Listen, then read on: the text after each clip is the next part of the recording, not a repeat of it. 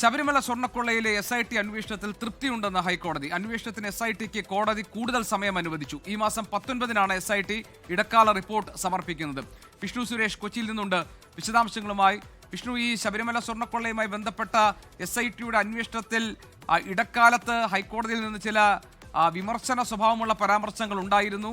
എന്തുകൊണ്ടാണ് ഈ കാര്യങ്ങൾ മുകൾ തട്ടിലേക്ക് അന്വേഷണം പോകാത്തതെന്നൊക്കെയുള്ള ചില പരാമർശങ്ങൾ ഒരു ഘട്ടത്തിലുണ്ടായിരുന്നു.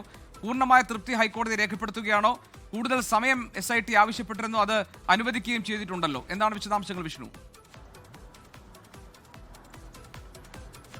വളരെ പ്രധാനപ്പെട്ട വാർത്തയാണ് ഹൈക്കോടതിയിൽ നിന്ന് പുറത്തു വരുന്നത്. SIT അന്വേഷണത്തിൽ ഹൈക്കോടതി ദേവസ്വം ബെഞ്ച് തൃപ്തി അറിയിച്ചിരിക്കുന്നു. നേരത്തെ ഈ കേസുമായി ബന്ധപ്പെട്ട പ്രതികളുടെ ജാമ്യഹർജി പരിഗണിക്കുന്ന ജസ്റ്റിസ് A ബദറുദ്ദീന്റെ ബെഞ്ച് ഈ SIT അന്വേഷണത്തിനെതിരെ അതിരൂക്ഷ വിമർശനം ഉന്നയിച്ചിരുന്നു. എന്തുകൊണ്ടാണ് അന്വേഷണം മേൽത്തട്ടിലേക്ക് പോകാത്തത്? അന്വേഷണം മെല്ലെ പോകുന്നതിൽ ചില സംശയങ്ങളുണ്ട്, അന്വേഷണ സംഘത്തിന് ചില വീഴ്ചകൾ സംഭവിക്കുന്നു അടക്കമുള്ള രൂക്ഷ വിമർശനമാണ് സിംഗിൾ ബെഞ്ചിന്റെ ഭാഗത്ത് SITക്ക് കേൾക്കേണ്ടി വന്നത്. പക്ഷേ ഈ ബെഞ്ച് കോൺസ്റ്റിറ്റ്യൂട്ട്, അതായത് ഈ അന്വേഷണ സംഘം കോൺസ്റ്റിറ്റ്യൂട്ട് ചെയ്ത ദേവസ്വം ബെഞ്ച് ഈ അന്വേഷണ സംഘത്തിൽ തൃപ്തി അറിയിച്ചിരിക്കുന്നു. ഇത് നേരത്തെയും അന്വേഷണ സംഘത്തിന്റെ നിലപാടുകൾ കൃത്യമാണെന്ന് ദേവസ്വം ബെഞ്ച് വ്യക്തമാക്കിയിരുന്നു.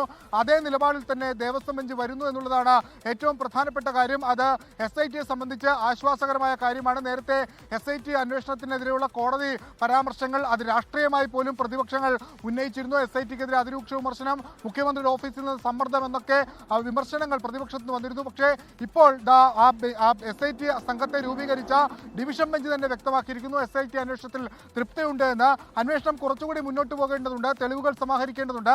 ആ പശ്ചാത്തലത്തിലാണ് SIT കൂടുതൽ സമയം തേടിയത്. ആ സമയം അനുവദിച്ചിട്ടുണ്ട്. അത് ഒരു ചെറിയ ക്ലാരിഫിക്കേഷൻ വരാനുള്ളത്, അത് 6 മാസമാണോ അതല്ലെങ്കിൽ ഈ മാസം അവസാനം വരെയാണോ എന്നുള്ള കാര്യത്തിലാണ്. അത് നമുക്ക് അല്പസമയത്തിനും തന്നെ അതിലൊരു വ്യക്തത വരും. ഈ 17-ാം തീയതി SIT ആവശ്യപ്പെട്ടത് 3 മാസത്തെ സമയമാണല്ലോ അല്ലേ?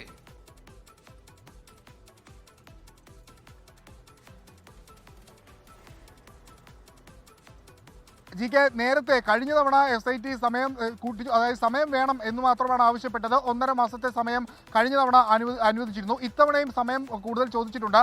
പക്ഷേ അതിൽ 1.5 മാസം ഇനിയും നൽകാനുള്ള സാധ്യത വളരെ കുറവാണ്.